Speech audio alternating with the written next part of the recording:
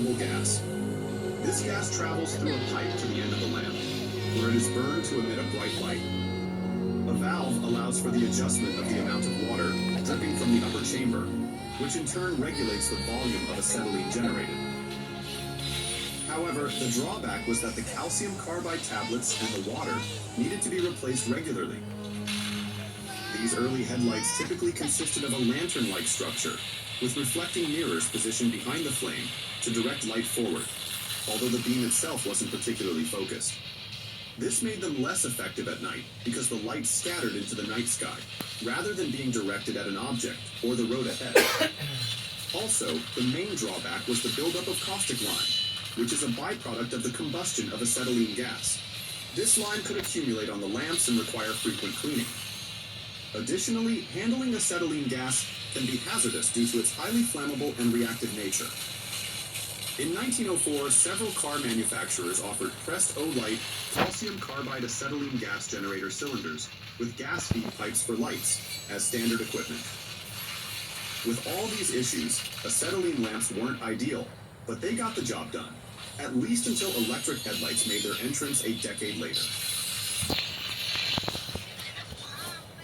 The first electric headlight was introduced in the year 1898 by the Electric Vehicle Company. In 1904, American automaker Peerless was the first manufacturer to introduce electric headlights across its range.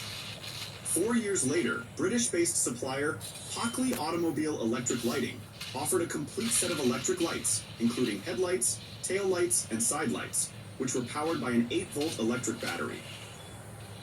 That early attempt was optional and faced challenges such as light filaments that would not stand automotive use due to short lifespan and weak environmental resistance.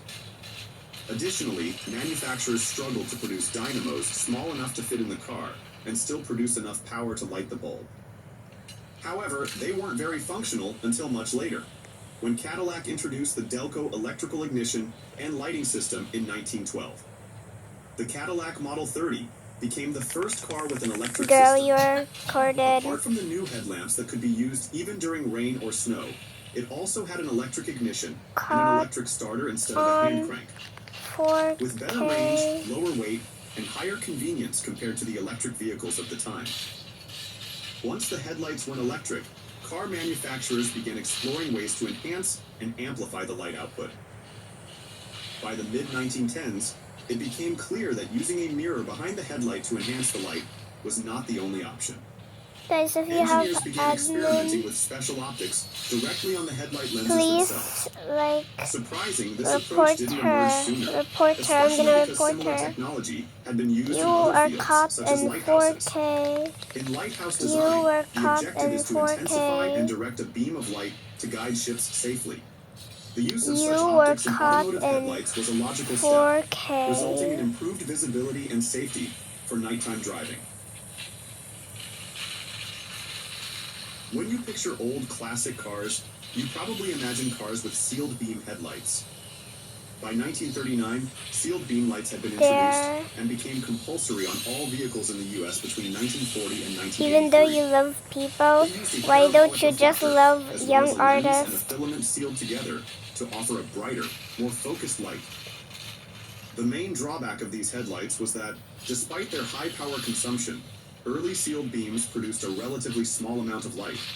Additionally, the boiling filament would often leave dark residues on the glass, which further limited the amount of light that passed through. A significant benefit was that no water from rain, wet roads, or cleaning could enter and obscure the light. But this did mean that if one bulb inside the sealed beam got damaged, the entire light would need to be replaced. To counter these issues, automakers made improvements over sealed beam headlights and came up with the idea of new headlights known as halogen headlights. In the earlier 60s, halogen headlights instantly became the standard tech in Europe. In 1962, a French, German, and Italian consortium of bulb and headlamp makers produced the first vehicle-mounted halogen lamps. These provided brighter, more durable headlights due to the way the halogen gas reacted with the tungsten. This process gave drivers much higher road visibility, particularly on high beam settings. Halogen bulbs are undoubtedly the most traditional and widely used headlight bulbs of all time.